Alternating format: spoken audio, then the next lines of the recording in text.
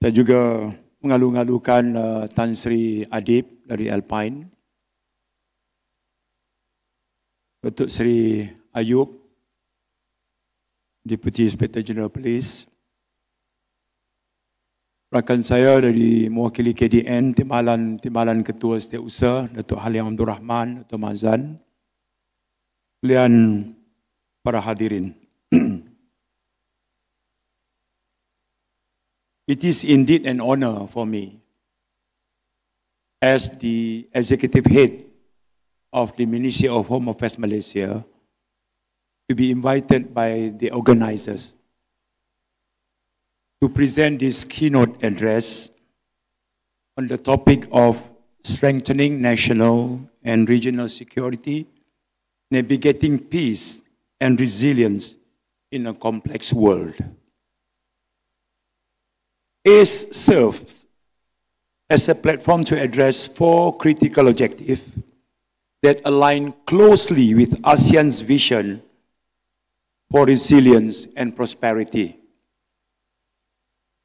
Building sustainable industries and global development, enhancing competitiveness and resilience through technology, fostering regional cooperation for ICT and cybersecurity, and strengthening global contributions and partnerships.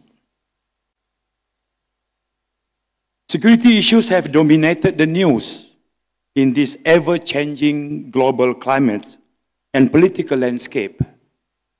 Security concerns are not new, as history has shown that security is an overriding factor for the sustainability of all great civilizations. Failure to identify and address security concerns has either created disharmony or disintegrated the peace and development of nations. Since all of us here, I believe,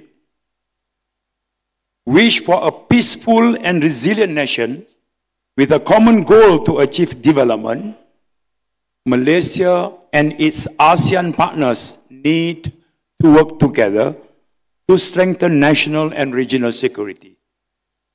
To monitor this progress, the Global Peace Index has been a key indicator used for some time now by most nations, including Malaysia, in assessing peace and security, because GPI provides a comprehensive, data-driven analysis of global peacefulness, covering 99.7% of the world's populations.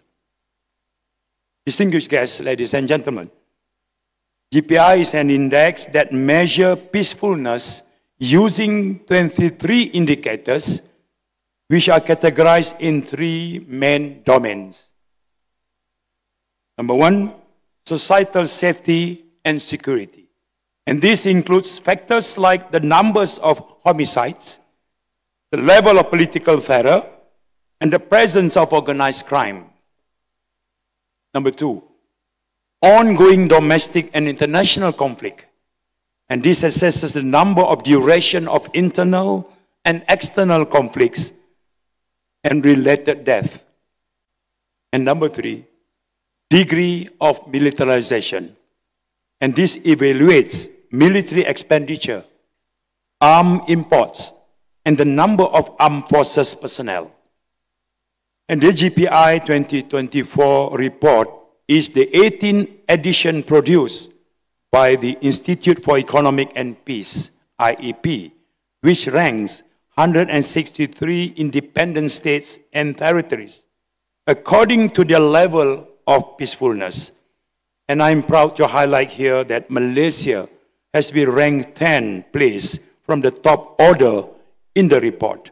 And these successes are indeed the culmination of hard work and dedicated planning, monitoring, and implementation spearheaded by Royal Malaysian Police as the leading law enforcement agency in the country, and supported by 9 other agencies and an independent commission under the arms of Ministry of Home Affairs Malaysia.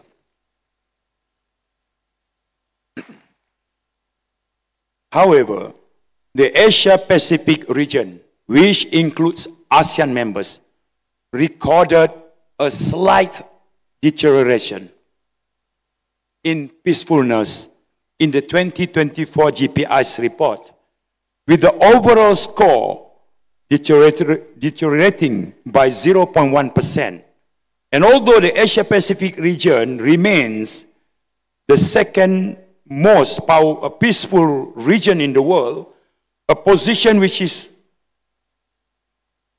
it has held since 2017, the decline in peacefulness was driven by a 2.4% deterioration in the militarization domain and a 1.6% increase in the ongoing conflict domain. And the safety and security domain was the only domain to improve due to substantial improvement in the violent demonstrations and homicide rate indicators. Distinguished guests, ladies and gentlemen, in the ASEAN region, fostering peace and security amidst complex modern challenges is pivotal. In the region's heart, Malaysia must vigorously plan and execute security measures in advance to ensure no lapse occur. In addition, cross-intelligence sharing among its regional partners is also essential to establish a safe buffer zone in this region to curtail the widespread impact of conflicts, especially with the growing instability and wars in the Gaza Strip, Russia, Ukraine, and Sudan, to name a few. As you are aware, violent conflicts have led to and are leading to mass displacement and suffering involving millions globally. Military interventions are not always the solution to resolve conflicts. They often fail to resolve underlying political and social issues, potentially aggravating conflicts and reducing options for sustainable peace. Therefore, leaders must be brave enough to address inequalities and injustices in a fair and transparent environment without prejudice. Why? You may ask. This is because conflicts occur at a great cost.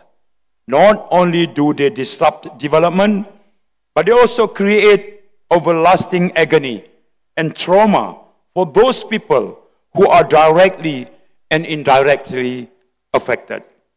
The aftermath of the conflict takes generations, wherever and whenever possible, to rebuild and recover. But one must remember that some losses, especially humans, cannot be replaced. Peace building and civilizational engagement, therefore, is vital for achieving sustainable development and fostering inclusive, multicultural, and multi-regional societies.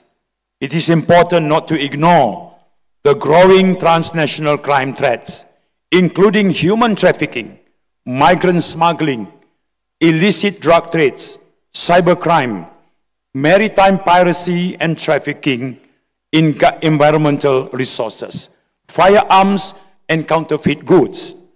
According to the recently published report by United Nations Office on Drugs and Crime, UNODC, October 2024, on transnational organized crime and convergence of cyber-enabled fraud, underground banking, and technological innovation in Southeast Asia, a shifting threat landscape. Page number 3. It was disclosed that despite mounting enforcement efforts, cyber-enabled fraud has continued to intensify, resulting in estimated financial losses between 18 billion and 37 billion US dollar from scams targeting victims in East and Southeast Asia in 2023. Most of these losses were attributed to scams committed by organized crimes group in Southeast Asia. Distinguished guests, ladies and gentlemen, it's clear from the report that ASEAN certainly faces several significant security challenges, which is a direct threat to regional peace if not taken seriously. Therefore, the Malaysian government has outlined several strategies for strengthening national security under the Madani principles. Malaysia Madani lays out by the Honorable Prime Minister Datuk Seri Anwar Ibrahim's vision of a civilized, skilled, and inclusive society based on 6 core values: sustainability, prosperity, innovation, respect, trust, and compassion. As for ASEAN partners, the role of international cooperation and trust building must be taken to the next level. The upcoming 47th ASEAN Summit in Kuala Lumpur this year will be a cornerstone occasion in which all ASEAN leaders will be present and shared platform to discuss regional security, law enforcement, collaboration, and information sharing. And the 47th ASEAN Summit is evidence of a concerted effort to enhance regional security and solidify the ASEAN partnership. And this summit echoes the ASEAN Political Security Community's call, which agreed that ASEAN should remain cohesive, responsive, and relevant in addressing regional peace and security challenges and play a central role in shaping the evolving regional architecture. At every foreign visit and opportunity, the Malaysian government remains steadfast in its focus on improving the security and quality of life of all citizens. This commitment was powerfully demonstrated by a signing of Memorandum of Understanding between the government of Malaysia and the United Arab Emirates last week. This MOU places cutting-edge technology at the heart of efforts to build safer and more secure communities. I was honored to be part of this milestone with the MOU signed with His Excellency Muhammad Hassan Al-Suwaidi, the UAE's Minister of Investment. And through the Malaysia Madani Artificial Intelligence Initiative, this partnership will harness the transformative power of artificial intelligence, advanced data analytics, and high-performance computing to combat crime, deter terrorism, and enhance public safety.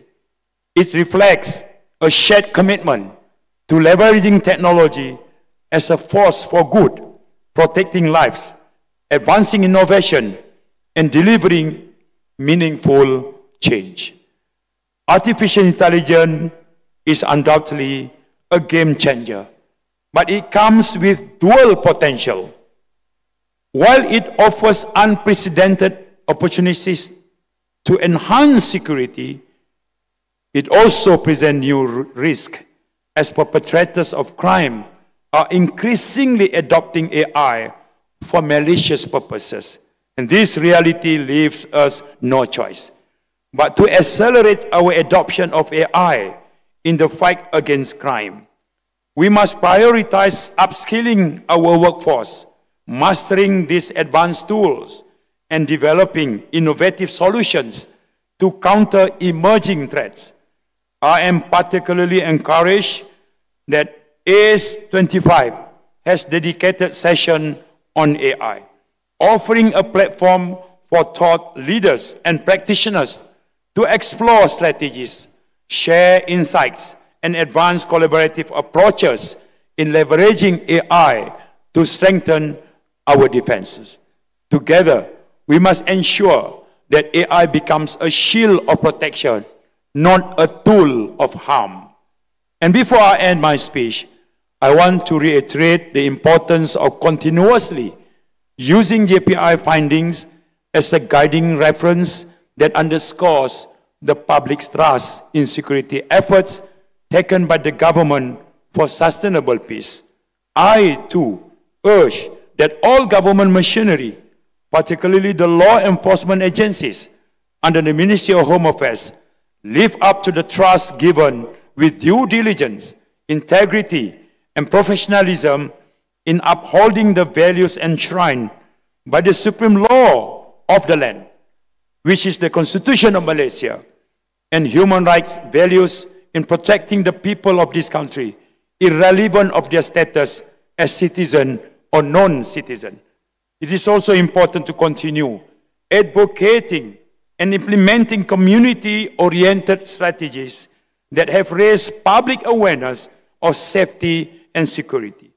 Government agencies should strive to bridge relationships by promoting cost-effective programs that benefits ordinary people's needs.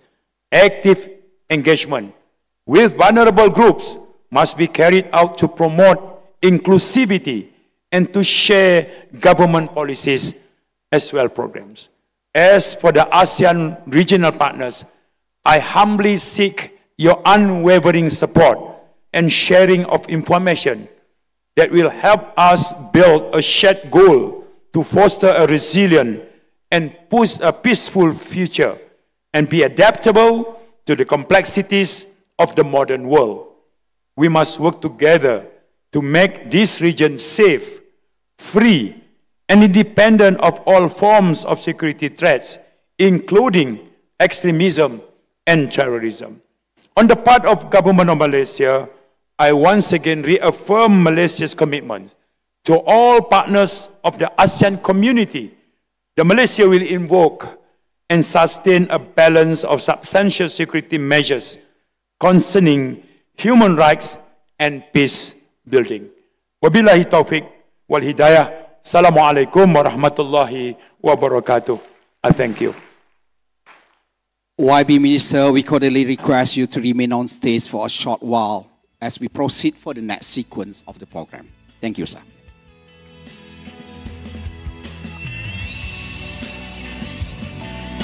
Honorable and distinguished guests, ladies and gentlemen, as we conclude today's sessions, a special thank you goes to our esteemed Minister for sharing his invaluable insights and expertise, which have greatly enriched our discussions. As a gesture of our deepest gratitude and appreciations, we are honored to invite Datuk Pahlawan Sazali bin Datuk Kahar, Commandant of the Royal Malaysia Police College, to usher Yang Dihormati Inspector General Police Tan Sri Razaruddin bin Hussein to proceed to the center stage to present a token of appreciation to our esteemed Minister.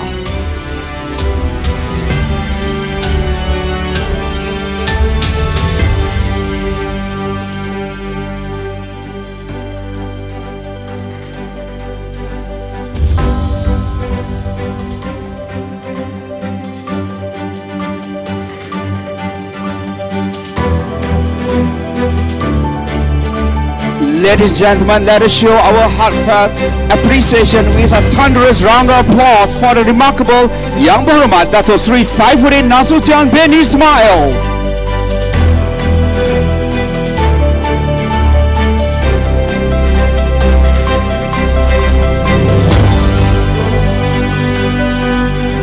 And with that, ladies and gentlemen, honorable and distinguished guests, we thank you and God bless. Assalamualaikum warahmatullahi wabarakatuh.